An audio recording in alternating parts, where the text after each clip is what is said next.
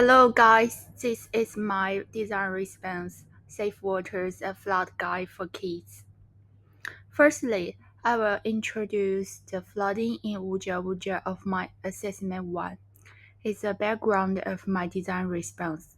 Kukuyalanji. This area is often in the news for flooding and hurricanes, and there is an area in Kukuyalanji which was particularly devastated by flooding and hurricanes. It's Wuja Wuja, Queensland 4895, Australia. We can see in this list, the hurricanes and flooding not only has damage on economic, environment, and buildings, but also has damage on the residents, especially to some vulnerable people and children. The dysentery and potential disease from increase in mosquitoes and vermin are community health problems. Besides that, the symptoms of dysentery are very common in flood areas. So here's the issue I've chosen, and I'm going to use my design to solve this problem.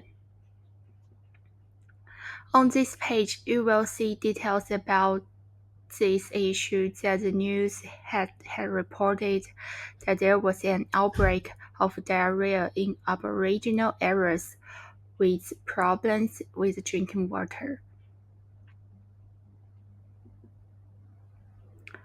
Besides that, the UNICEF called for attention to the needs of children in the flood zones, putting children's needs in the first and educating children about natural disaster.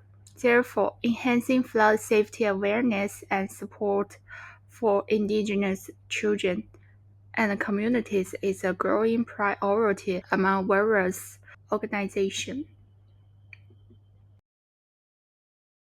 I use the 5W1H approach to make objectives clearer and making the animation more relevant to culture needs and real-world scenarios of target audience. My summary of entire animation is that Aboriginal children will be watching an education animation in community schools. This educational animation will be shown prior to the flood season, and the entire animation is relatively simple and easy to understand for Aboriginal children. And I analyzed the dominant narrative and counter-narrative that gave me multiple perspectives on flood disaster and formed a more complete narrative strategy. And I want to co-design with IDX. IDX focuses on supporting digital education in indigenous communities, and their involvement can ensure that the animation content is not only technically viable, but also culturally sensitive, enhancing engagement and understanding among Aboriginal students.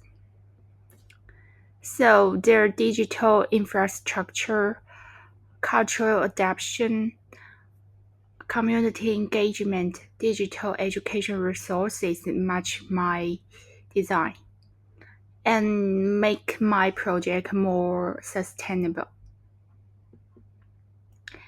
And you will see the sketch of my animation.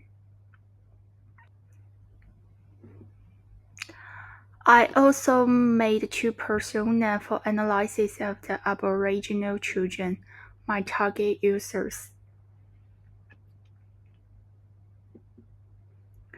These are my animations.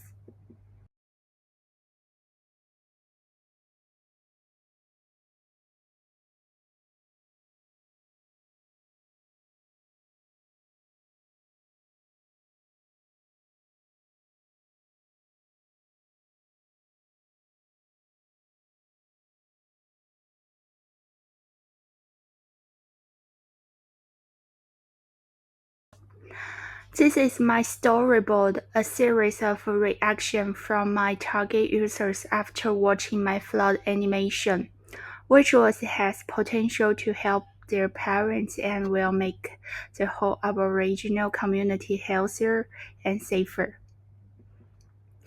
And here's my user journey map. It verifies the validity of my design. Thank you for listening.